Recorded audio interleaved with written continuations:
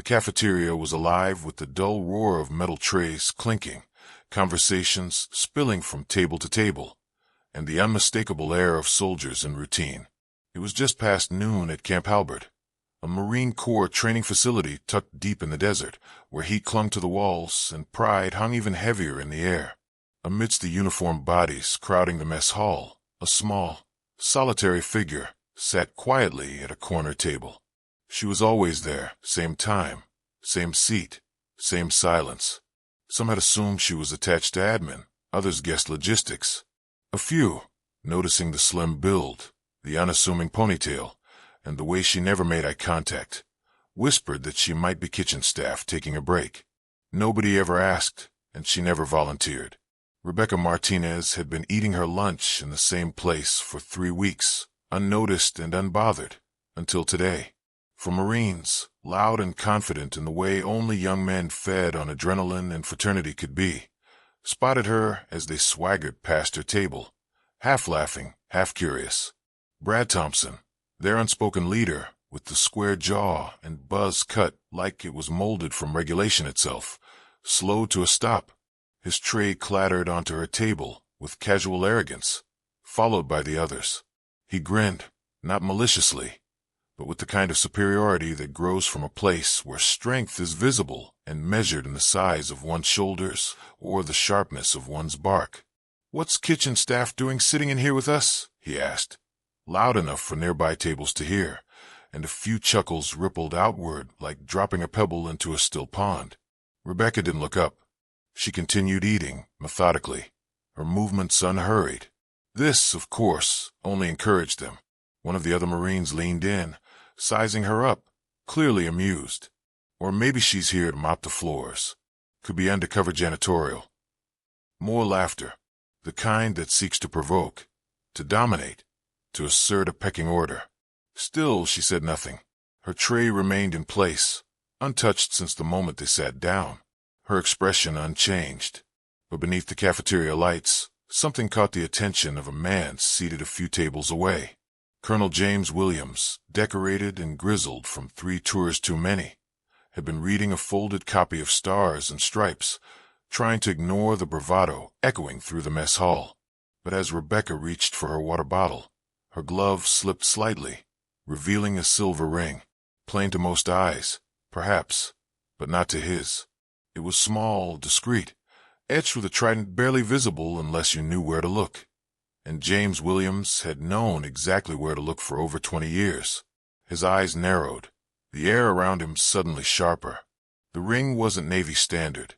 It was specific, personal, a mark never officially acknowledged, but deeply revered in the undercurrent of military lore. Navy SEALs didn't flaunt that ring, especially not ones like her. His mind flashed back, unbidden, to a memory scorched into his bones. The year was 2017, the heat in Fallujah a living thing, and the mission had gone sideways before boots had even hit the ground. Ambushed, outnumbered, outgunned, until a shadow had cut through the chaos. A ghost in desert camo who moved like smoke and struck like fire.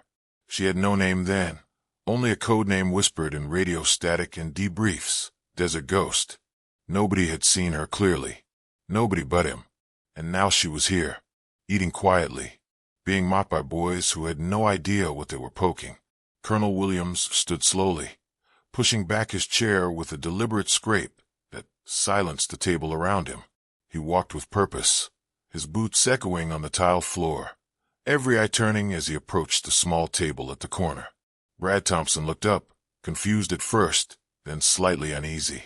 Rebecca finally looked up, not at the boys, but at the colonel.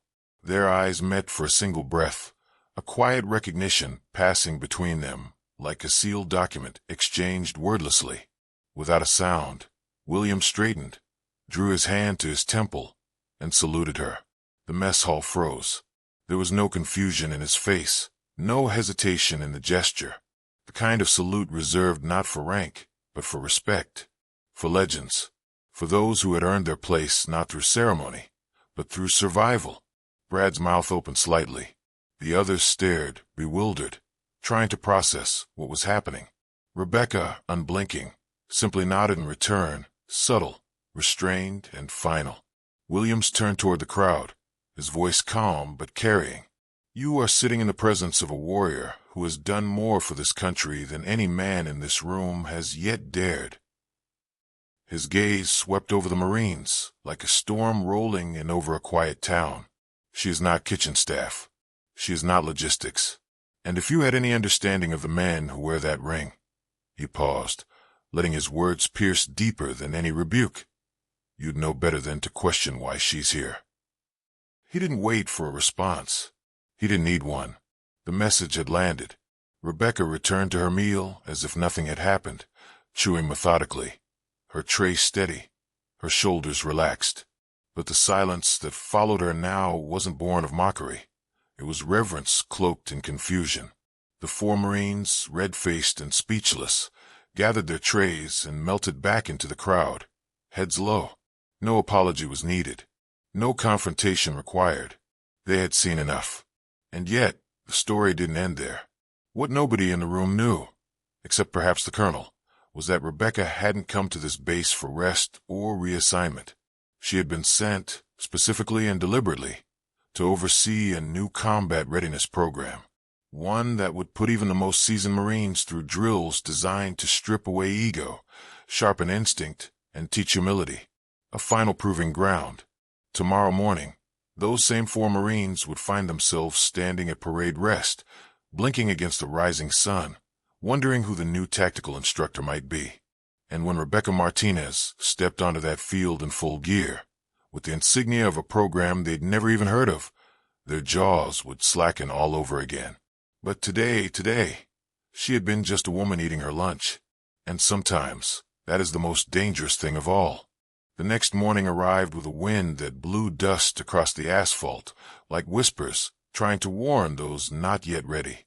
The training field was already humming with the sounds of preparation, boots stomping in formation, shouted orders bouncing off steel walls, and the grumble of those who hadn't yet shaken off sleep. Brad Thompson stood at attention, though something about him had changed overnight. The cocky tilt in his chin was gone. His arms, usually crossed behind his back with lazy confidence, were now stiff, almost nervous. He hadn't said much at breakfast, nor had the others. Word had spread quickly, carried from table to table, retold with exaggerated pauses and hushed reverence. The small woman in the cafeteria had a name now, Desert Ghost, and though none of them fully understood what it meant, they understood enough to know they'd made a mistake.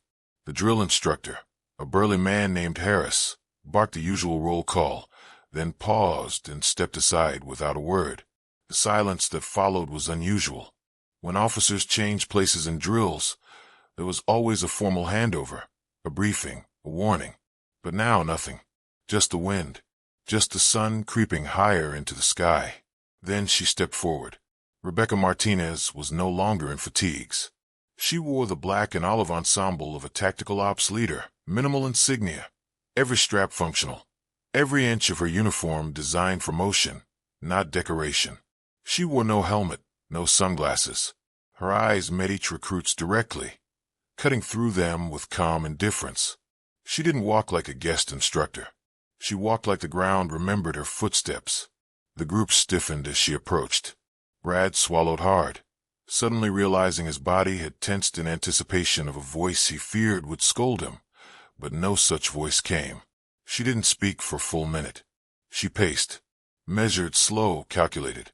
She was studying them, not just with the eyes of a soldier, but with the precision of someone who had seen men break under pressure and wanted to know which ones here would be the first to fracture. Finally, she stopped, standing before them with her hands behind her back. "You don't know who I am," she said quietly, but it carried like thunder. "You weren't meant to." That was all. And then the drill began. It wasn't like the others. There were no bark commands, no endless push-ups for punishment, no rote formations. Instead, they were thrown into full tactical obstacle navigation, in gear they hadn't yet trained with, forced to adapt under shifting instructions, intermittent sound bombs, simulated gunfire, and scenarios that made the instructors they knew pale with anxiety. Every time someone hesitated, Rebecca was there. Not to shout, but to correct, to demonstrate, to glide through the chaos like a current of silence. She moved low, fast, anticipating, adjusting, watching. By midday, half the unit was gasping. Thompson's leg was cramping. The others were covered in dust, sweat, and humility. But none of them dared complain, because by now, it was clear they were in the presence of something they didn't have a name for. Not just a veteran, not just a legend, but someone who had long ago stopped needing titles. Colonel Williams stood at the edge of the field with two other officers, arms crossed, smiling faintly, not out of amusement but satisfaction. These Marines were learning something they hadn't been taught in manuals. They were learning reverence the hard way. That night, after the drills ended, Rebecca returned to the cafeteria. Same seat, same silence. But this time, there was no laughter when she entered. The noise dulled naturally, like a room adjusting to gravity. She sat, peeled her gloves, and once again, the ring was visible. She didn't hide it. She didn't flaunt it either. Brad Thompson approached quietly. No entourage, no swagger, just him. He paused in front of her table, uncertain whether to speak. She didn't look up. Instead, she reached into her pack, pulled out a folded field report, blank, standard issue, and slid it across the table without a word. When he picked it up, he realized it was marked for his unit, for a new mission simulation scheduled in 48 hours. It would be led by her. She didn't need his apology, and he knew it, because the true lesson had already been delivered. It wasn't in her medals. It wasn't in her name. It wasn't even in the code name whispered across deployments. It was in the silence she carried like armor. It was in the respect she never asked for but always commanded. And from that day forward, the young men of Camp Halberd never again mistook quiet for weakness, because they had seen what strength looked like when it wore no crown, raised no voice, and carried ghosts in its shadow.